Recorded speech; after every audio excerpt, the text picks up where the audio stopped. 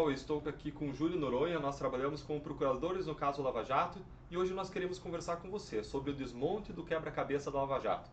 Imagine um grande quebra-cabeça formado de muitas peças e quando você olha para cada peça você consegue enxergar determinadas imagens, mas também pedaços de outras imagens que você só consegue compreender quando as diversas peças são juntadas. E ao mesmo tempo, se alguém retira peças desse quebra-cabeça, espalha elas, é muito mais difícil para você formar essa imagem como um todo. E é esse espalhar de peças que está acontecendo hoje na Lava Jato, não é, Júlio? É isso mesmo, Deltan. E a comparação com o quebra-cabeça é muito boa, porque na Lava Jato foi descoberto um esquema de corrupção na Petrobras, que era a nossa primeira imagem. Uma imagem formada por três peças que se encaixavam: as empreiteiras que pagavam a propina, os lavadores de dinheiro responsáveis por fazer a entrega da propina e os agentes públicos e políticos que recebiam esse dinheiro. Essa era a nossa primeira imagem, com peças que se encaixavam. No entanto, a gente descobriu que essas peças se encaixavam com outros esquemas de corrupção. Tanto é que houve denúncia contra esquemas de corrupção na Caixa Econômica Federal, em outros ministérios também da Administração Pública Federal. E esses esquemas foram descobertos porque determinadas peças, por exemplo, dos lavadores de dinheiro, alguns revelaram que lavaram mais de R$ 1 bilhão para pagamento de propina, também pagavam propina ou eram os responsáveis por fazer a transferência de dinheiro em outros esquemas, ligando essa figura que antes era da Petrobras a outros esquemas. No entanto, no decorrer da operação, o Supremo Tribunal Federal traçou uma linha que foi interpretada muitas vezes para mandar essas peças que se encaixavam antes na nossa investigação para outros lugares.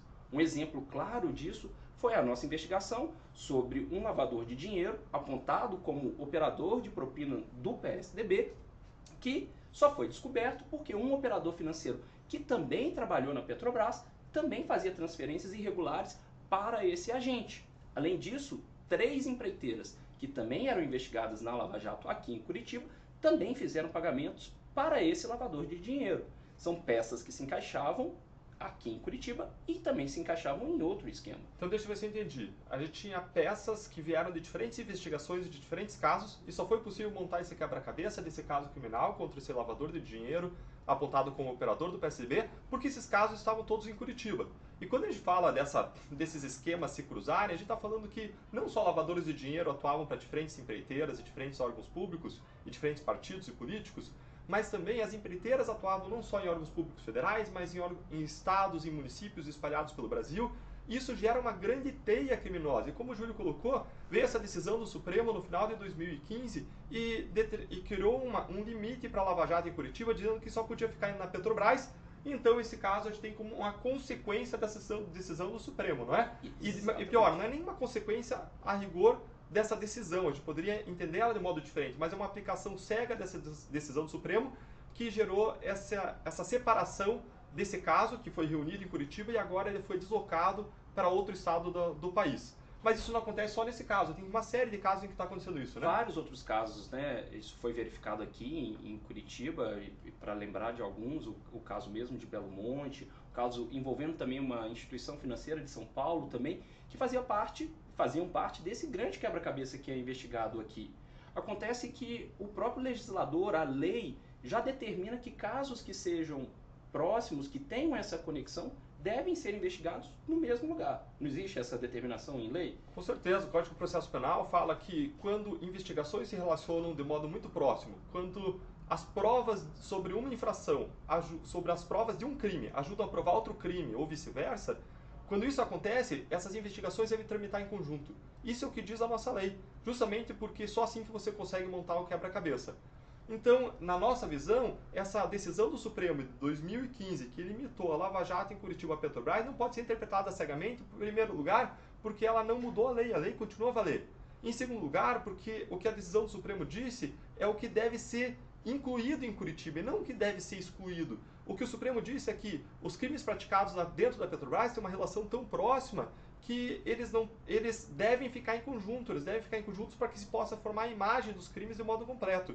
Isso não exclui a possibilidade de que esses crimes tenham uma relação próxima com outros crimes praticados fora da Petrobras. Em terceiro lugar, os crimes que têm relação próxima vão ficar juntos se a gente interpretar de modo coerente os diversos precedentes, outros do próprio Supremo Tribunal Federal e de outras cortes e tribunais pelo país.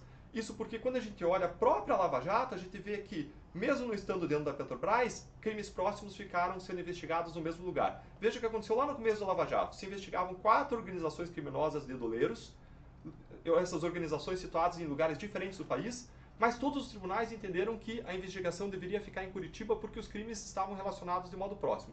Em seguida, se descobriu um crime praticado por Paulo Roberto Costa ligado a uma dessas organizações criminosas. E mesmo não sendo um crime de dolagem de doleiros, porque existia uma relação próxima, as cortes entenderam que tudo deveria ficar em Curitiba. Em seguida, a partir de Paulo Roberto Costa, se descobriu que a corrupção acontecia não só debaixo da guarida dele, não só na diretoria de abastecimento na Petrobras, mas em outras diretorias da Petrobras. E de novo, porque os crimes tinham uma relação próxima, os tribunais entenderam que tudo deveria ficar junto. E, na mesma linha, sendo coerente com tudo isso, quando a gente descobre outros crimes relacionados a esses próximos, ainda que aconteçam fora da Petrobras, a lógica é que tudo continuasse em Curitiba, não é, Júlio? É verdade, até porque isso facilita a compreensão. É como montar um quebra-cabeça. Você precisa unir e manter juntas as peças para você compreender, visualizar aquela imagem. A mesma coisa acontece na investigação. Você precisa reunir provas e colocá-las próximas para que você possa compreender aquela imagem. Tanto é assim que vários réus já perceberam que separar essas peças, separar as provas da investigação aqui de Curitiba, dificulta a compreensão, dificulta descobrir qual foi o crime, dificulta levar a julgamento esses crimes.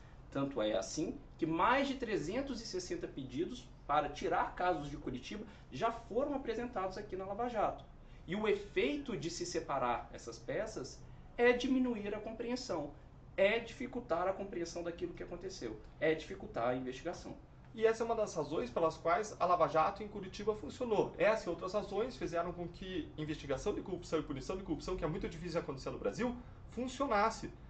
Nós vemos ainda que várias das peças do quebra-cabeça que foram espalhadas para outros lugares, a gente tem peças do quebra-cabeça que foram espalhadas pelos tribunais para praticamente todos os estados da federação, mas só em um lugar, até hoje, por enquanto, só no Rio de Janeiro, que vingou uma Lava Jato pujante, uma Lava Jato muito forte.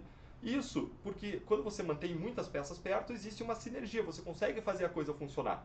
Então, na nossa visão, você espalhar peças pelo Brasil, isso não contribui de modo efetivo para a investigação e punição de corrupção. Espalhar as peças pelo Brasil diminui a responsabilização de corruptos, diminui a recuperação de valor desviado e impede que se forme a grande imagem e a imagem completa da corrupção brasileira, que é aquilo que a gente quer montar para que todas as pessoas envolvidas sejam responsabilizadas, para que o dinheiro seja recuperado. Esse vídeo faz parte de uma série de vídeos que a gente tem feito sobre o desmonte do combate à corrupção, em conjunto com artigos publicados no jornal Gazeta do Povo. Vá lá, leia o artigo, siga essa sequência de textos, de vídeos, para que nós possamos discutir esses temas importantes e nos posicionar, ter uma participação ativa na vida pública. Obrigado a você por acompanhar isso e por se posicionar, e nós vamos dar sequência a isso nas próximas semanas. Um grande abraço. Um abraço a